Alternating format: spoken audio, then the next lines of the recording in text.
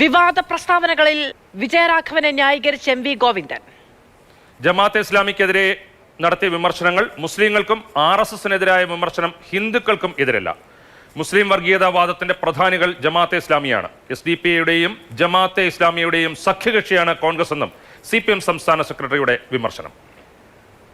ഹിന്ദു വർഗീയവാദികളുടെ ഏറ്റവും പ്രധാനപ്പെട്ട കരുത്തായ RSSനെ പോലെ മുസ്ലിം വർഗീയവാദ പ്രസ്ഥാനത്തിൻ്റെ ഏറ്റവും പ്രധാനപ്പെട്ട വിഭാഗമായിട്ട് ജമാഅത്തെ ഇസ്ലാമിയും അതുപോലെ ഒപ്പം ചേർന്ന് ഭീകരവാദ പ്രസ്ഥാനത്തിൻ്റെ ഭാഗമായ SDPയും നിൽക്കുകയാണ്. ഈ ജമാഅത്തെ ഇസ്ലാമിയുടെയും SDPയുടെയും സഖ്യകക്ഷിയാണ് ഇപ്പോൾ കോൺഗ്രസ്. കഴിഞ്ഞ പാർലമെൻറ്റ് തെരഞ്ഞെടുപ്പിൻ്റെ ഭാഗമായിട്ടും ഇപ്രാവശ്യത്തെ പാലക്കാട് അസംബ്ലി നിയോജക മണ്ഡലത്തിൻ്റെ ഉപതെരഞ്ഞെടുപ്പിൻ്റെ ഭാഗമായിട്ടും ഒരു സഖ്യകക്ഷിയെ പോലെ പ്രവർത്തിച്ചത് നമുക്കെല്ലാം അറിയുന്നത് പോലെ നമുക്കറിയാം.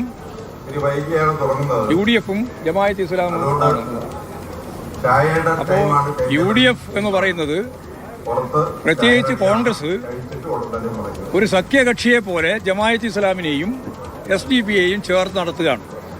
ദൂരവ്യാപകമായ രാഷ്ട്രീയ പ്രത്യാഘാതം അത് ഉൽപ്പാദിപ്പിക്കുമെന്ന കാര്യത്തിൽ യാതൊരു സംശയമില്ല. അത് കോൺഗ്രസിൻ്റെ അകത്തും വരും, ലീഗിൻ്റെ അകത്തും വരും. മുസ്ലിം ലീഗ് വർഗീയതക്കെതിരായിട്ടൊക്കെ സജീവമായി നിലകൊള്ളുന്ന ഒരു പ്രസ്ഥാനമാണെന്നാണ് അവർ പറയുന്നത്. പക്ഷേ ഇസ്ലാമിക രാഷ്ട്രം വേണം എന്ന വാദം ഉന്നയിക്കുന്ന ജമാഅത്തെ ഇസ്ലാമിയുമായി ചേർന്ന് സ്വാഭാവികമായിട്ട് UDFിൻ്റെ കക്ഷിയായിട്ട് മാറുമ്പോൾ അതുണ്ടാക്കുന്ന പ്രത്യാഘാതം കോൺഗ്രസിന് മാത്രമല്ല മുസ്ലിം ലീഗിലും അത് ശക്തിയായിട്ട് ഉയർന്നു വരും എന്ന് തന്നെയാണ് ഞങ്ങൾ കാണുന്നത്.